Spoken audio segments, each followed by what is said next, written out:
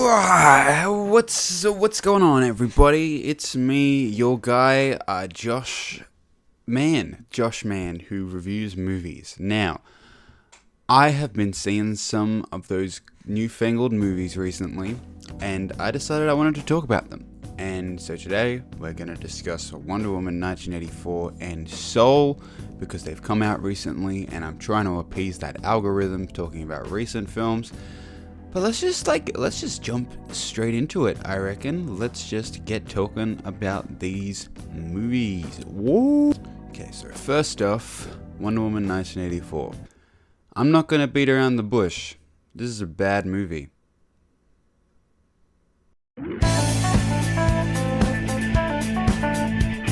On a slightly more serious note though, this sequel to 2017's Wonder Woman is really not that good.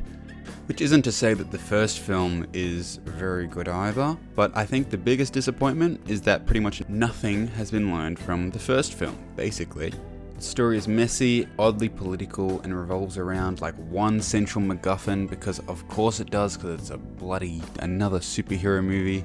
And especially after a year like 2020 with basically no superhero films, it's like super obnoxious and loud. And there's lots of surface level commentary here, and a lot of really weird questions that I'm not going to get into regarding some body possession. Not thinking about it. If you've seen the movie, I'm sure you know what I'm talking about.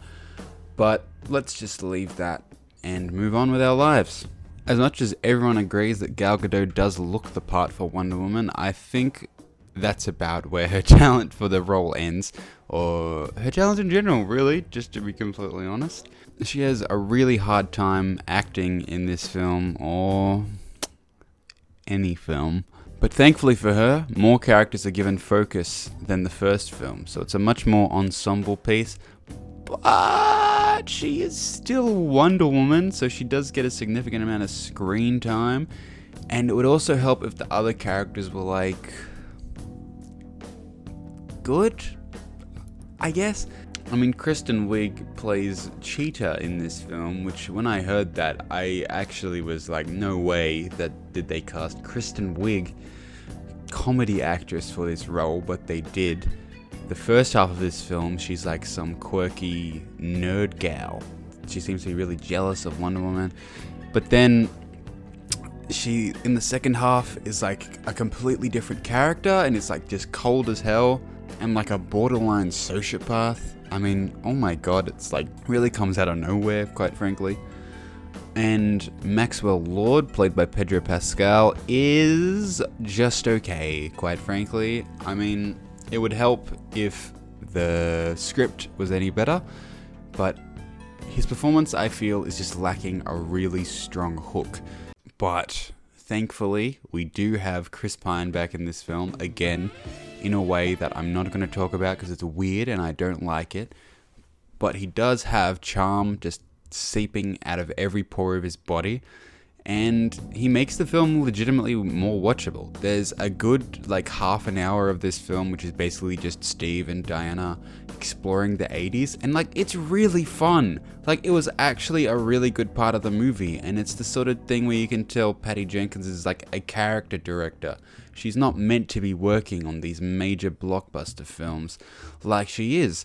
And you contrast this with like these stupid big dumb action sequences and this dumb plot revolving around a stone that grants wishes and stuff. It's just direct something that is not Wonder Woman, please, Patty Jenkins. Please?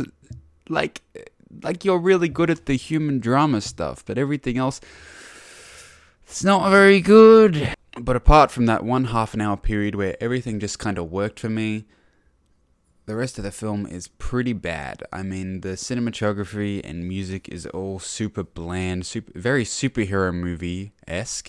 Also, like the beginning of the film is like a good 15-minute sequence that, or at least it felt like 15 minutes. Oh my god.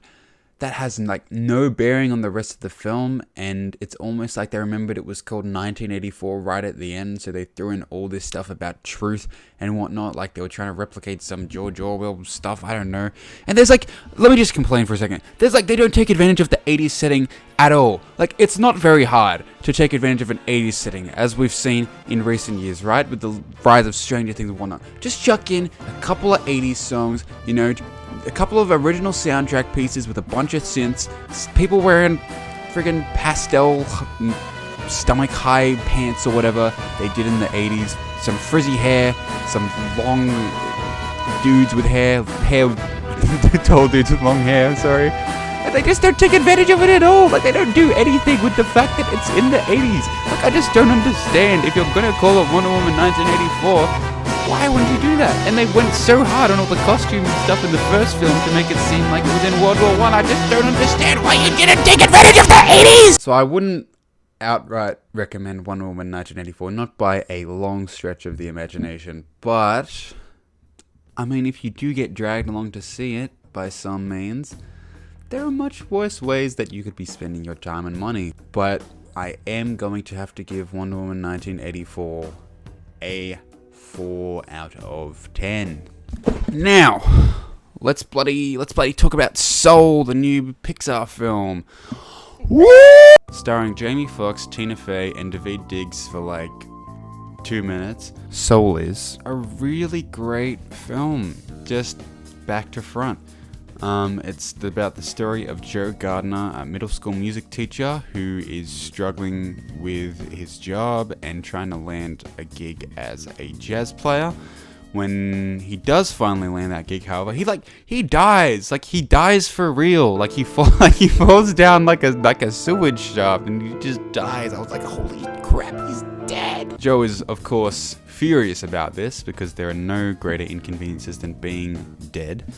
And a good chunk of the film takes place in this soul world. He ends up as a mentor in the Great Before, also the so-called Yes Seminar, where he meets a soul refusing to be born called 22, played by Tina Fey, and the adventure gets real wacky from there.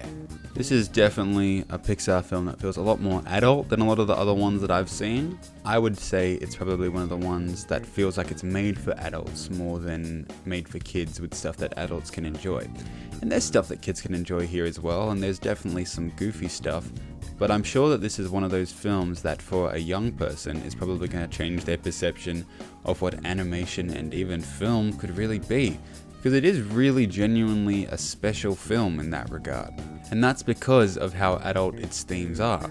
I mean, Joe is working a job that he doesn't particularly enjoy, and each time he wants to follow his dreams, he just can't find it, pretty much. It just doesn't work. And then when he finally does land it, he dies. Like, he actually dies. Oh my god. But it's not his death, but rather his journey back to life, which is what makes Soul so utterly captivating as a film. Jamie Foxx and Tina Fey are really great in both of their respective roles and provide the appropriate dramatic chops when necessary. Another thing that's really great about this film is that all the other characters feel very real as well.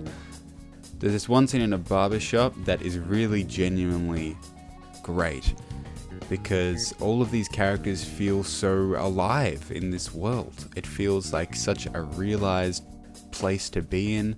All of these characters have histories and stories of how they got to where they are, and it's just really beautiful. Some of them express dissent about their situations, which is a little funny coming from a film made by a massive corporation, but many share their profound life experiences in a very memorable scene. And there's plenty of other scenes like that, which are really great as well. The last half hour of this film genuinely made me feel something, man. Really feel something. Another thing that's really great about Soul is how amazing it looks. Like, the art direction here is legit incredible. You have these expansive, cartoonish yet gorgeously rendered cityscapes that contrast with this stuff that takes place in the afterlife, which is super ethereal. And there's this one bit where Joe as a soul is falling down this something. I don't know what it is really, but it was like amazing visuals. I was like, this is actually incredible. Considering that Joe is a jazz musician and teacher, it's to be expected that jazz plays a pretty significant role in this film, and it all sounds really great and further adds to the narrative. Even all the other music in the film, like the composed music and soundtrack, is really great, which I guess is what happens when you have Trent Reznor as one of your composers.